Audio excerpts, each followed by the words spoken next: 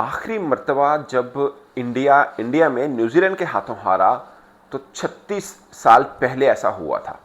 यानी कि आसान लफ्ज़ों में समझने के लिए कि न्यूजीलैंड की वो टीम जिसने आज भारत में हराया, उनमें से एक भी खिलाड़ी उस वक्त पैदा नहीं हुआ था। इनके सबसे सीनियर खिलाड़ी इस टीम के अंदर टिम सऊदी हैं, जिनकी एज 35 ईयर है। ब्लंडल जो हैं वो 34 बरस के हैं। बाकी कॉनवॉय, विलजोंग ये 30 प्लस हैं। कोई एक प्लेयर ऐसा नहीं है जो पैदा हुआ हो उस वक्त। 88, 89 में लास्ट टाइम न्यूजीलैंड ने इंडिया में हराया था। मॉरिसन जो अब उनकी कमेंट्री करते हैं, उस वक्त वो खेले थे और काफ़ी बेहतर उन्होंने रोल प्ले किया था इंडिया को हराने में। मगर सबसे खास बात कि 88, 89 में जब हराया था वो भी 20 बरस बाद हराया था। साफ है कि इंडिया की एक लेगेसी चल रही है अगेंस्ट न्यूजीलैंड कि वो अपने घर में उनसे हारे नहीं है। ये जो 36 बरस का मैं कह रहा हूं, उससे पहले भी 20 बरस लग गए थे जब वो 88, 89 में हराया था। अब 36 साल लगे इस काम को।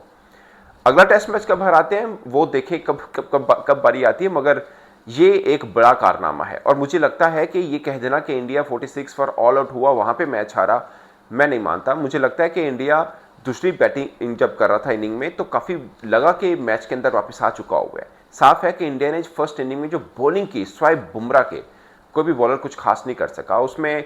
अगेन मैं बात करूंगा कि टिम सऊदी के 65 रन हंट किए इंडिया को, क्योंकि अगर यहाँ पे 225, अब तो जाहिर लगा कि 107 का टारगेट भी न्यूजीलैंड के लिए कोई मुश्किल नहीं है। ऑफ कोर्स मुश्किल होगा भी नहीं, अगर विकेट बहुत ज़्यादा डाइसी होती तब भी ना होता। बट पॉइंट इज के जब 200 से ऊपर रन होते हैं तो बॉलर्स को भी होप होती है कि यहाँ पे कुछ किया जा सकता है, 2-3 अर्ली विकेट्स मिले तो कुछ हो भी सकता है, जो बुमराह को मिले भी। बट जब टारगेट हाथ में नहीं है तो कोई बॉलर कितना सा जोर लगा सकता है। और फिर बॉलर भी वो जिसकी पूरी लाइनअप में आपको सिर्फ बुमराह नजर आ रही है कि वही एक तगड़े बॉलर है। अगर से बाकी भी है, मैं खुद रहता हूँ कि न्यूजीलैंड या कोई भी सीना कंट्री की टीम इंडिया के अंदर आए, इंडिया के जो स्पिनर्स है खा जाते हैं। मगर यहाँ पर पहली इनिंग में बड़े रन बनवा दिए। मुझे नहीं लगता कि 46 पे ऑल आउट ज़्यादा हर्ट किया इंडिया को। मुझे लगता है कि पहली इनिंग में जो 400 प्लस रन खाए इंडिया ने, मतलब लास्ट टाइम कब हुआ होगा कि इंडिया ने अपने घर के अंदर किसी टीम से खाए होंगे, ऐसा नहीं है। बट उधर से 500 खुद भी मारा होगा।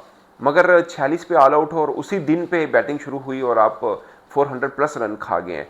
रविंद्रा अच्छा खेले थे, उन्होंने 150 कर दिया। टिम सऊदी, कॉनवॉय खैर हमेशा ही अच्छा खेलते हैं इंडिया के अंदर, वो चाहे वाइट बॉल क्रिकेट हो, रेड बॉल क्रिकेट हो, उनका ज़बरदस्त है इंडिया के अंदर। मैं पहले भी कह चुका हूँ, शायद आईपीएल खेलने के बाद वहाँ पे उनका अच्छा रैकेट रहा है। तो ये पहली टेस्ट जीत मिली है आफ्टर 36 ईयर, मतलब 36 बरस। बहुत से लोग जो देख रहे होंगे वो भी फ़ायदा शायद नहीं हुए होंगे। तो ये है कमाल इंडिया का, इंडिया के अंदर कि वो अपने यहाँ नहीं हारते हैं। मगर ये कमाल हुआ है अब न्यूजीलैंड का कि उन्होंने इंडिया के अंदर हराया। उस इंडिया को जो एक डिबेट हो रही है कि ये इंडिया क्या उनकी कि इंडिया की अपनी हिस्ट्री की क्या मजबूत टीम है, क्योंकि T20 खेलती है वो नहीं हारती, पूरा वर्ल्ड कप खेली एक मैच नहीं हारी, वनडे वर्ल्ड कप खेलती है एक मैच हारती है, टेस्ट चैंपियनशिप खेलती है जहां जाती है जीत रही है। घर में तो जीतती ही जीतती है, वो तो पहले भी जीतती थी, अब बाहर भी जीत रही है। यानी आप साउथ अफ्रीका खेलने गए, पहला टेस्ट मैच हारे, दूसरा आपने कम बैक किया, वेस्ट इंडीज़ में आप जीते हैं। अभी बॉर्डर गावस्कर सीरीज़ होनी है, इंडिया का पलड़ा थोड़ा भारी माना जाता है। हालांकि ऑस्ट्रेलिया के अंदर कोई एशिया टीम जाए और वो फेवरेट मानी जाए, बहुत कम होने को आया है। मगर इंडिया के अंदर इंडिया को हराना, मुझे लगता है कि बहुत कम लोग होंगे जो सोचेंगे कि न्यूजीलैंड की टीम ये कर दिखाएगी। अब उन्होंने कर दिखाया है। Again credit goes to their bowlers.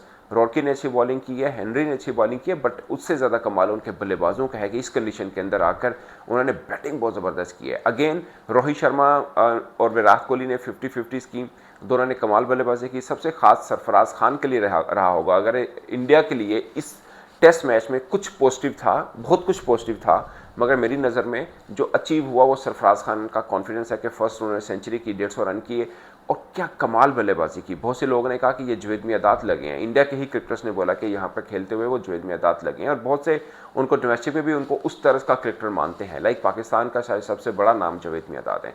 और अगेन 99 की इनिंग्स खेली ऋषभ पंत ने, वो हमेशा अंडर प्रेशर अच्छा खेलते हैं। बहुत सी चीज़ें पॉजिटिव मिली और मुझे लग रहा था जब ऋषभ पंत और सरफराज खेले थे, मुझे लग रहा था कि मैच में वापस आ चुका हुआ इंडिया। मगर उसके बाद दोनों की विकेट्स गिरी और फिर कहानी एकदम बदल के रह गई। 54 पर शायद 7 आउट हुए इंडिया के कल, और वहाँ से एक बार फिर आप कह सकते हैं कोलैप्स बैटिंग का हुआ, क्योंकि 54 पर 7 टेस्ट के अंदर एक तरह से कोलैप्स ही माना जाता है।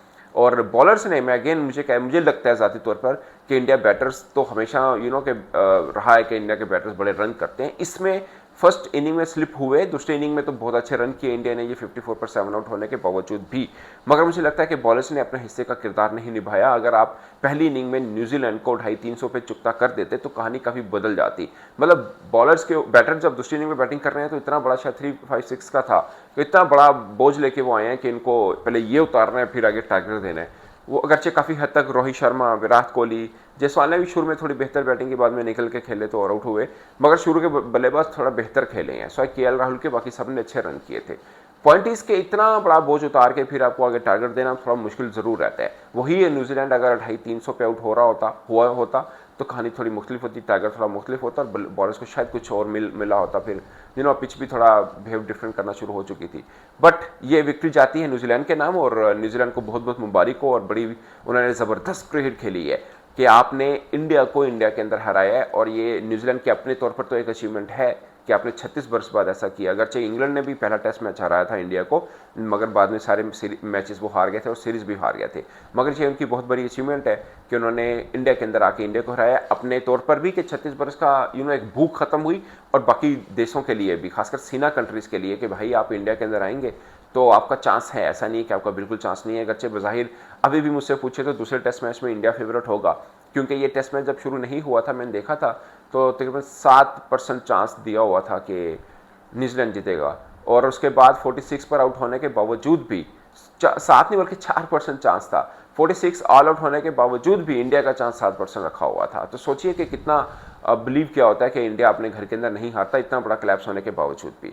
अब मुझे लगता है कि शायद एक कि खुद एतमादी जरूर आई होगी न्यूजीलैंड में कि नहीं, इंडिया को हराना इतना मुश्किल भी नहीं है। अगरचे 36 साल लग गया ये चीज़ समझने में कि कैसे आपको इंडिया को हराना है, मगर अगले 2 टेस्ट मैचेस कितने इंपॉर्टेंट हैं, क्योंकि सीरीज जीत जाए तो एक जिसे बोलते हैं ना कि एक सोने पे सुहागा है। बट मुझे लगता है कि अगले दोनों मैचेस में इंडिया ही फेवरेट है। अगेन कोई एक कोलैप्स हो जाता है जैसे इस बार हुआ, और जैसे बल्लेबाजी फिर न्यूजीलैंड ने की, सिर्फ एक कोलैप्स की वजह से नहीं जीते, बल्लेबाजी भी कमाल की है, क्योंकि कोलैप्स कर लें 250 पे आउट हो जाए तो फिर मैच आपके हाथ से चला जाता।